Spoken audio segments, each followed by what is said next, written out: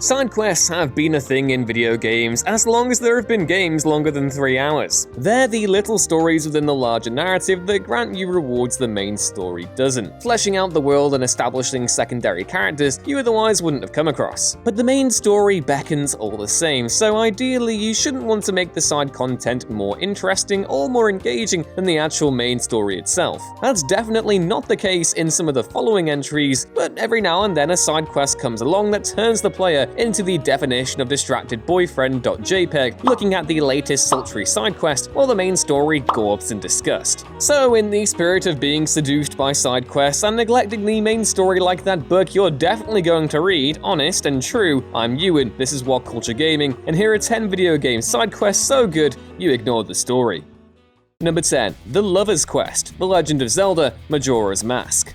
This one is at the bottom due to the very nature of the story of Majora's Mask tying both the main and side quests together. Because of the time management system, if you want to do side quests, you have to wait until the right time and the right day for them to become available. And well, you gotta pass that time somehow, so main quest it is. But one particular side quest was so engaging, so compelling, and so intimate that you suddenly ceased caring about the giant moon about to crash down on your head until that very quest reminded you of the impending apocalypse. And that's the Lover's Quest. Other side quests are just fine, some are even great on their own, but the quest to reunite Anju and Kafai, the trials to get Kafai his body back, and of course the waiting in Anju's room on the final hour of the final day, eyeing the clock tick down and legit thinking that he won't be coming, only for him to barge in to marry his love at the literal last moment, gives this grand adventure a much needed intimate touch.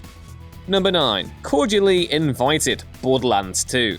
Since this is Borderlands, you're likely thinking that this is going to be a bit more lighthearted than the last entry. Well, if you look at the surface, yeah, but just underneath it is perhaps an even sadder tale. Tiny Tina is one of the most popular characters in Borderlands, and why wouldn't she be? She's hilarious, practically speaks her own language most of the time, seems to be caught up in her own fantasy world, but as you get to know her, you find she's a lot more grounded than you think. All of which is shown in the climax of your initial interactions with her, a quest called Cordially Invited. Tina is throwing a tea party and she needs you to gather all the necessary guests of honor, including one particular raider that she says is the VIP. So after luring the guy to Tina's house, she abducts him while saying by far the best line in the game, "You're cordially invited, bitch." Then we learn what this is all really about, as Tina's tea party turns out to be a pink and frilly electric chair, which she uses to torture the raider to death. And why? Well, if you read between the lines of Tina's broken mad ramblings and the pain screams of the raider, you quickly find out. He sold out her mother and father to Handsome Jack, and he had them brutally murdered. And now, well, it's payback time. Number 8. Wasteland Survival Guide, Fallout 3. Bethesda's Fallout games have a nasty habit of not being interesting enough main stories to follow. In Fallout 3, you have an obvious definable goal and a character with no reason to faff about with Moira and her Wasteland Survival Guide, but that definitely didn't stop us from doing just that. This is one of the first you come across in the game, and it's the first to really ask you to do what everyone who plays a Bethesda game wants to do already: get out there and get knee-deep in the world. From raiding a supermarket full of raiders for food and medicine, to just dipping your feet in some radioactive water and coming back so she can poke you with needles, this quest is the best argument Megaton has for you to not blow it to smithereens. Number 7. Gunrunning, Batman Arkham Knight. Those who've been following the channel for a little while now will know that I wasn't the greatest fan of Batman Arkham Knight, specifically the story, but it wasn't as if the game was devoid of great moments. The most wanted missions in Arkham Knight are some of the best side quests in the entire series, and there are a few that stand out. Without going too deep into spoiler territory, there's a great one involving one of the Cape Crusaders' most terrifying recent creations, and the Season of Infamy DLC added some great ones in there too, particularly the quest that resolves Ra's al Ghul's journey. However, of all these side quests in Arkham Knight, I have to say the best one was Gunrunning, which involved both Batman and Nightwing taking down Penguin's arms smuggling operation. It was the first time we got to see Bruce Wayne interact with Dick Grayson in the entire series, and it really helped flesh out the pair's relationship while spotlighting Arkham Knight's magnificent dual play mechanics. Number 6. Assassination Missions, GTA 5. There is so much to do in GTA 5, it's honestly kind of intimidating, and you will get bored with the game and put it down long before you're even halfway done with all of it. But if I had to pick one side quest from its nightmarishly long list that I, and most other players, often chose to play over the story mode, it would be Lester's assassination missions. Being more of an unknown element than Michael, but more level-headed and easier to control than Trevor, Lester recruits Franklin to hunt down various corrupt businessmen and financial moguls to level the moral playing field, while netting a pretty profit for both of them. The missions vary wildly in complexity and difficulty, but they're all insanely fun to play, from hunting down bribed jurors before a court hearing that same day, to working your way through an entire high-rise under construction to cap the architect, and then parachuting off the side to the city below. I mean, you don't have to do that last one, but you definitely should.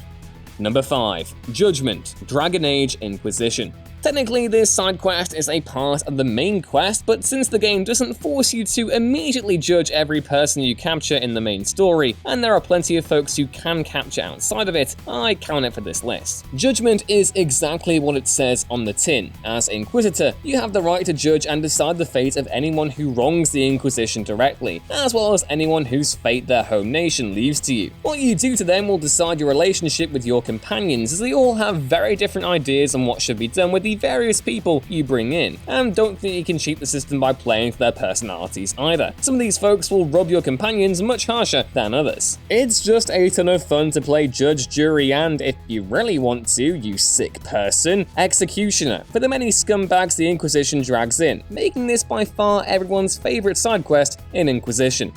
Number 4. The Vampire of Saint-Denis, Red Dead Redemption 2. Okay, so any side mission that gets you to ignore Red Dead Redemption 2's incredible main narrative has to be up there with the very best. There are all sorts of magnificent stranger encounters littered throughout the game's open world, and more than a few that stand out, including American Dreams, where you track down a creepy serial killer, The Noblest of Men and a Woman, where you hunt down the legends of the Old West, and even the later missions involving Mrs. Downs and Herr Strauss. However, while all of those could be discovered and played in tandem with the main story, there was only one that made me drop everything to play it to completion: the mystery of the Saint-Denis vampire. While exploring Red Dead's New Orleans stand-in, players may encounter strange, ominous writing and other markings. Find all 5 littered across the city, and you'll be given the location of where to find Nosferatu, although they can only be seen between 12 and 1 AM. Come on, Rockstar, where's our Undead Nightmare sequel when we need it, please? Number 3. The Valentine Cases, Fallout 4. The best character in Fallout 4 by far is Nikki Valentine. Not to say that the other characters are bad, even Preston and Gage have their charms, but Nick Valentine is the one thing even most detractors of 4 say they can't bring themselves to really hate. So, of course, everyone immediately leapt at the chance to solve cases alongside their good buddy Nick, and thankfully those cases did not disappoint. From solving the mysterious disappearances of residents of Diamond City, to hunting down an old treasure that Nick's previous partner was obsessed with, the cases vary in terms of complexity and length, but they're all great fun. Like with Fallout 3, 4 has a clearly defined goal that the main character is invested in chasing, so any divergence from that path feels like a waste of time. As such, players are often less likely to go out and find the various side content these games have to offer, because the main story has conditioned them to keep moving. But every player made time for old Nick, and that's gotta mean something.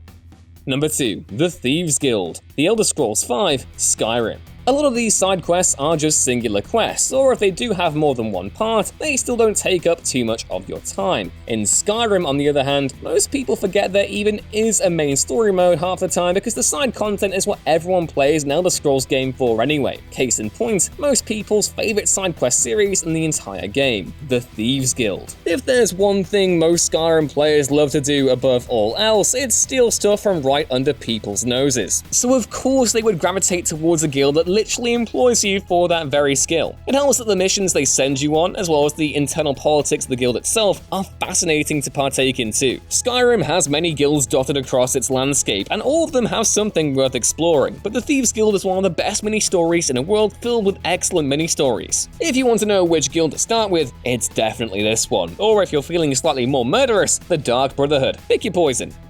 And number 1, collecting the backpacks, Spider-Man PS4. Insomniac may have delivered one of the all-time great Spider-Man stories in their 2018 comic book title, but there was a rather welcome roadblock players encountered when they first booted the game up: Peter Parker's many backpacks. By choosing to start their Spider-Man journey when Peter was 8 years into his career as the wall crawler, Insomniac left a lot of ground uncovered. So rather than fill in the blanks in lengthy blocks of exposition, they took a leaf out of Batman Arkham's book and had players find out the past for themselves, dotting numerous backpacks around Manhattan for us to find. The problem was that once you found one backpack, you couldn't stop, and that went the same for the landmarks too. It was just so brilliant exploring this world and finding more clues that fleshed out its history even more, to the point where I actually spent hours doing nothing but the landmarks and backpacks. Spidey's story moves at a breakneck pace once it gets going, but when the world opens up for the first time, you can't help but get lost in its many details. And yeah, that was our list on 10 video game side quests so good you basically forgot the main story. Let me know about the side quest that engrossed you down in the comments below, and please don't forget to like, share, and subscribe if you haven't done so already. Remember, you can find more articles like this at whatculture.com/gaming, and more of me on Twitter at @YouRunesThings. That's all for now though, and I'll see you next time.